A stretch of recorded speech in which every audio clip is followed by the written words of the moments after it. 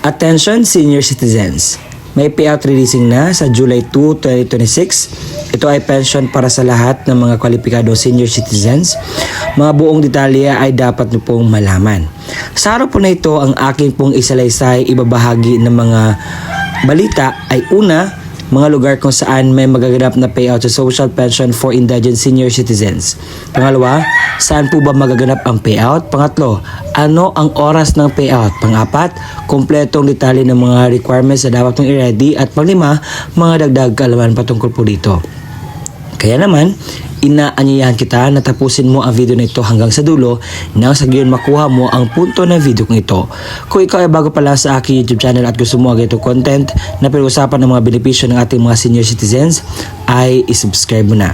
At hindi ko napapatagalin pa ang oras sa pag-usapan ng bagay na ito.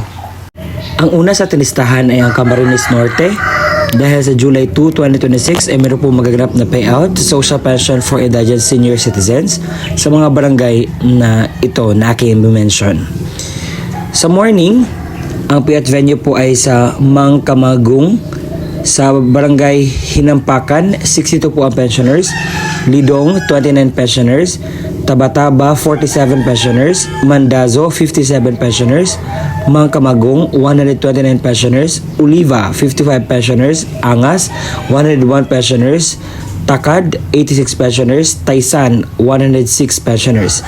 Sa afternoon naman, ang payout venue ay sa Poblasyon 1 Old Complex, sa Mukong na may 64 pensioners, Pinagbawarasan, 73 pensioners, Poblasyon 1, 218 pensioners, San Jose, 75 pensioners, Manmuntay, 55 pensioners, Mampili, 128 pensioners po. A total of 2,800 na mga pensionado. What I mean, sa ano pa lang ito, sa lahat po, noong July 1 at 2. Sa Poblasyon 12, meron po magaganap na local social pension payout sa July 2, 2026, alas 2:30 ng hapon at magaganap po ito sa Barangay Hall. At ito po ang mga listahan sa mga pangalan na kasali po na kukuha ng pensyon. Pakipause lamang po ang video ito nang sa gayon makita po.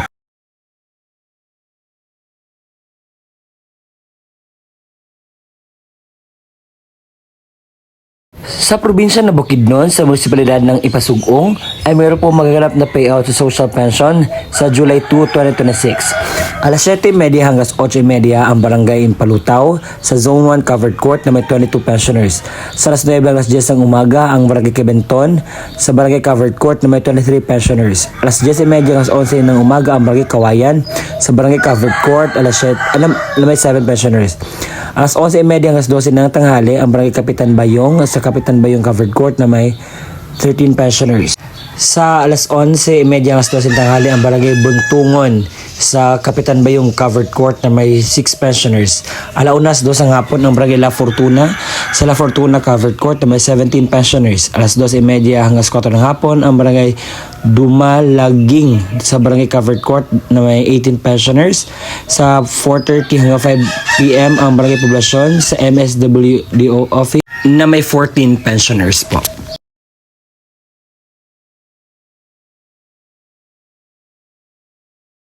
Sa Montalban sa July 2 ang San Jose, sa Area 1 sa Litix Village Covered Court, Area 2 and 3, NTA Relocation Covered Court, Area 4 and 5, PH 18 Kasiglahan Covered Court, Area 6 PH 1A Suburban Covered Court po. Sa Baskaran Covered Court ay meron po magaganap na validation sa July 2, 2026 alauna na 5 po ng hapon. At ito po ang mga listahan sa mga pangalan na kasali po sa mga validate. Ang importante po ito na sa gayon po ay malaman kung ikaw ay kasali o hindi.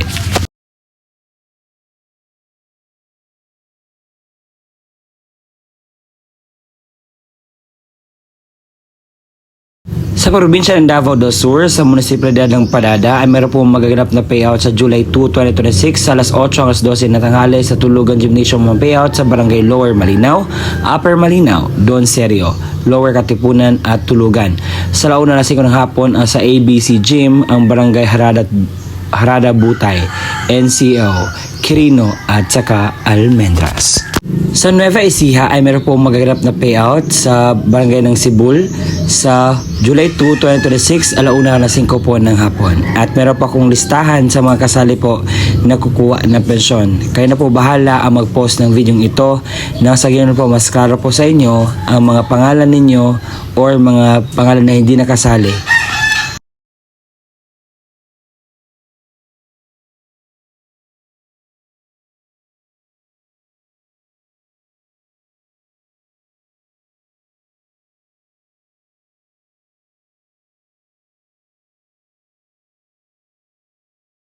Sa Mayabon, Zamboanga, Negros Oriental ay meron po maganap na payout sa July 2, 2026 sa Mayabon Covered Court.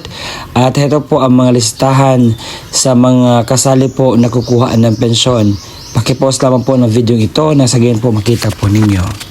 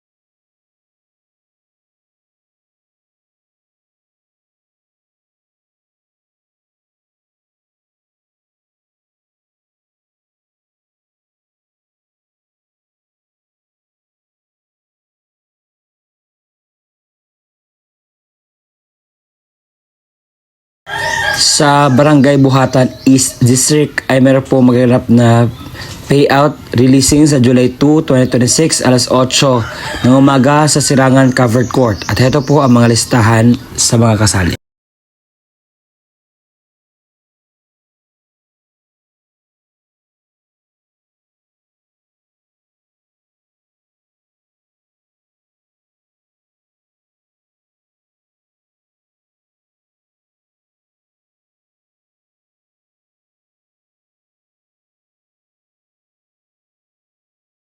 Sa Barangay Santo Domingo, Quezon City ay meron pong magaganap na payout releasing sa social pension sa July 2, 2026 sa alas 8 hanggang alas 3 po ng hapon at magaganap po ito sa Masambong Function Hall. At ito po ang mga listahan ko na nakita na pwede pong maging basihan kung titingnan niyo po ang inyong mga pangalan.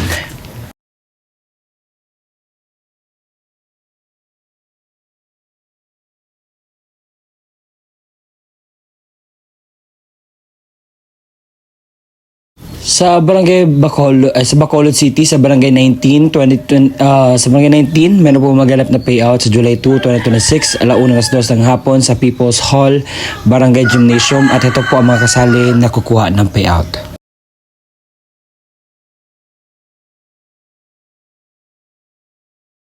Sa Sirangan Covered Court ay meron po magaganap na payout sa social pension sa July 2, 2026, alauna po ng hapon. At ito po ang aking mga nasagap na mga listahan sa mga pangalan na kukuha po ng pensyon.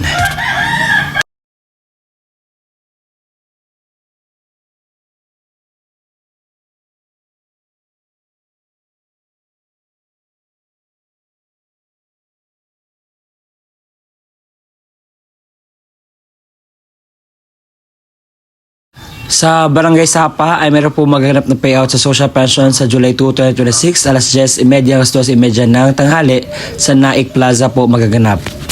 Sa Barangay San Dulot ay meron po maghanap na payout sa social pension sa July 2, 2026 alas 8 ng umaga sa Covered Court back sa simbahan ng Nicolas Parish po. Sa Probinsya ng Zamboanga, Sibugay sa munisipalidad ng Ipil ay meron po maganap na payout sa July 2, 2026 sa mga barangay na ito. Sa Team 1, alas 8 hanggang 12 ng tanghali ang barangay Bakalan, Dumandan at Logan. Sa Bakalan, Covered Court ang payout. Sa Launa na 5 ng hapon ang barangay Tenan sa Tenan Covered Court. Sa Team 2 naman ang barangay Lower Ipil Heights, alas 8 hanggang 10 ang umaga sa Lower Ipil Heights Covered Court. Sa alas 10 sa 12 ng tanghali ang Lower Taway sa Lower Taway Covered Court. Sa alas 1 na 5 ng hapon ang poblasyon sa Model Senior Citizen Center. Sa Team 3, alas 8 alas 10 ang umaga ang Barangay Labe sa Labe Covered Court.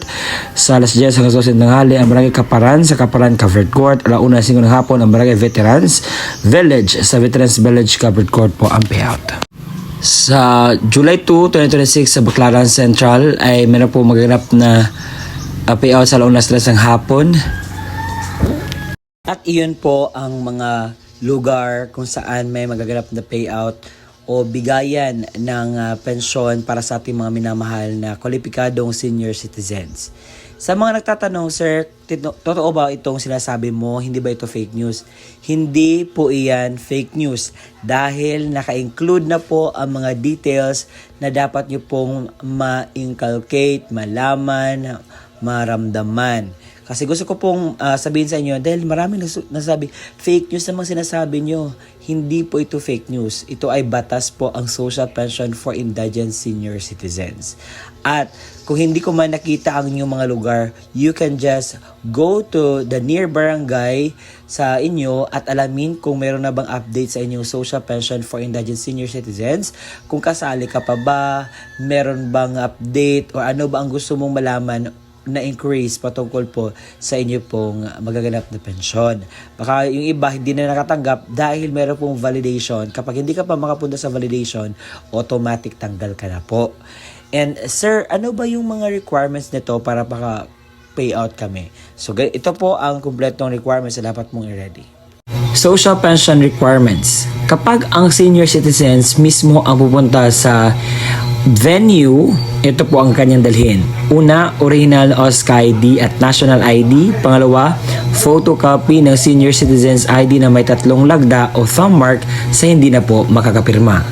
Kung ang representative ng senior citizens naman ang kukuha, ito po ang dapat niyang dalhin. Una, original at photocopy ng ID ng senior citizens ID na may 3 lagda o thumb mark sa hindi na po makakapirma. Original at photocopy ng valid ID ng representative o government issued ID lamang na may 3 lagda o thumb mark sa hindi na po makakapirma. Sulat, pahintulot or authorization letter mula sa senior na mayroong pirma, thumb mark at naayon sa format mula sa DSWD, makukuha po ito sa inyo pong barangay. Pang-apat, kopya ng litrato ng senior citizens na may kasamang representative na may hawak na updated newspaper. Kung ang kukuha naman ay representative ng namayapang senior, ito po ang kanyang dalhin. Una, original at photocopy ng ID ng senior citizens or certificate of membership mula sa OSCA kapag wala na itong OSCA ID na photocopy. Pangalawa, original at photocopy ng government issued ID ng representative. Pangatlo, original na kopya ng death certificate na naka-certified true copy. Paunawa, ang mga namayapang pensioner ay makatanggap lamang ng kanilang pensyon depende sa quarter kung kailan mao ang alinsunod sa alintunin mula sa DSWD. At yun po ang kumpletong detalye sa inyo pong makukuhang pensyon sa araw po na aking sinasabi. Salamat po sa pakikinig hanggang sa susunod na aking upload. Bye-bye.